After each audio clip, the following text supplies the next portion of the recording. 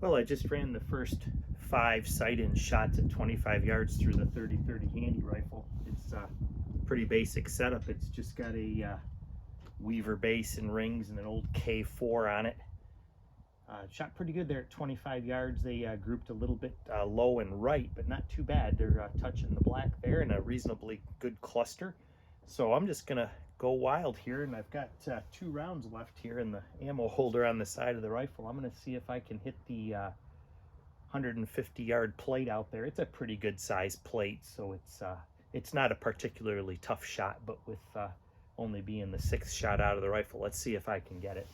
Kind of a chilly day here. It's in the 40s, a little bit damp, but I wanted to get out and run this, and I wanted to run that rolling block a little bit, so I was successful with the rolling block, and this one is coming in pretty good. It's going to warrant a little bit of let's go ahead and put just a little bit of the, well, I'm just going to leave the scope where it is because I don't know how well this old Weaver tracks. It's probably best just to leave it where it is, and I'll see if I can hit the gong out there at 150. Should be able to hear it.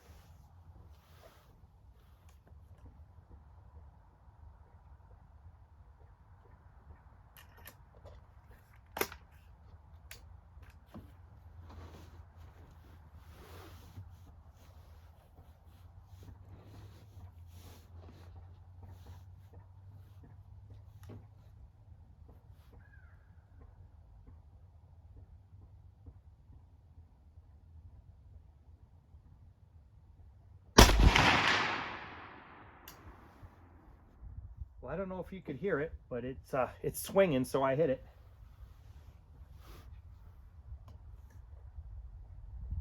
Got one more round left. Let's put another one on there. Maybe this time I'll adjust the camera and zoom it.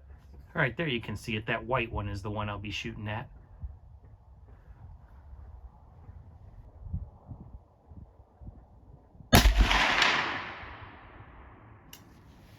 Yep, that's a hit. Not really a difficult shot, but it's fun. It's a Barry's plated 30-30 bullet, and I think I didn't bring the load card, but I think that this is a IMR 30-31 load, if I remember correctly.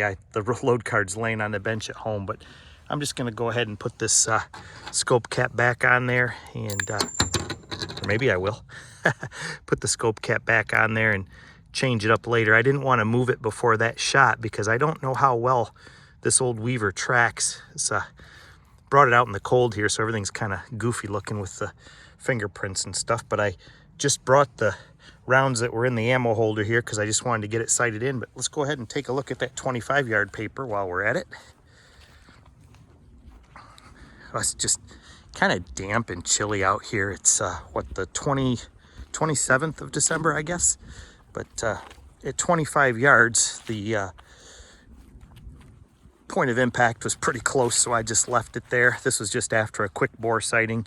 This was my first shot, and I didn't change anything, and then it gave me 4 right here. There's actually 2 in that little goofy shaped hole right there. So I think it's going to be okay once I get a little more time on it and work with that rifle a little bit. But that's the Handi-Rifle in 30-30.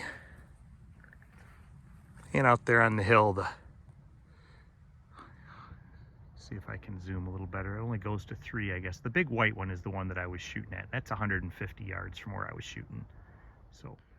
So here's the 150-yard plates I was shooting at. So like I said, that was not a particularly challenging set of shots that I made on this white one here. I was holding a little bit low because of where that was printing at 25 yards, and indeed I did hit right about where I was probably holding, maybe about right here. So I'll have to, get this on paper out here and make some adjustments or whatnot. But these are the 2 30-30 hits that I just made with that Handi-Rifle. So pretty good out here at 150 yards. So I'll work on it from there, load some other ammo for it. Like I said, that was just to function test it, make sure everything was good, get it on paper and see what we could do with it. And I think it's going to shoot just fine. Sounds like somebody's running a hit and miss engine of some sort off in the distance. I don't know if it's a tractor or I don't know if that'll show up on the video or not, but it's pretty interesting.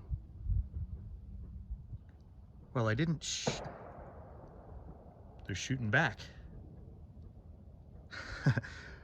I didn't film any of the shooting of the 8mm Mauser, the Car 98K in the new stock, but I put 5 on paper at 25 yards and got it dialed in, and then I took a look at this, I think this is about an 8-inch gong out here at 150, and I started working on the shots. I held a little low on this, just like I did with the 30-30, and I just made a couple of adjustments, and then since I got it on there, I decided to try this one over here that's a little further away, and I think it might be just a smidgen smaller, but not a lot. It's like maybe a 6-inch steel gong, and I put this shot on it here, and then I dialed a little bit of up and a little bit of left into it, and I put this shot on it, so I'm pretty happy where that's shooting at 150 yards. So I'll have to get it out to the other range and get a little bit ooh, I got some prickers grabbing a hold of me down here.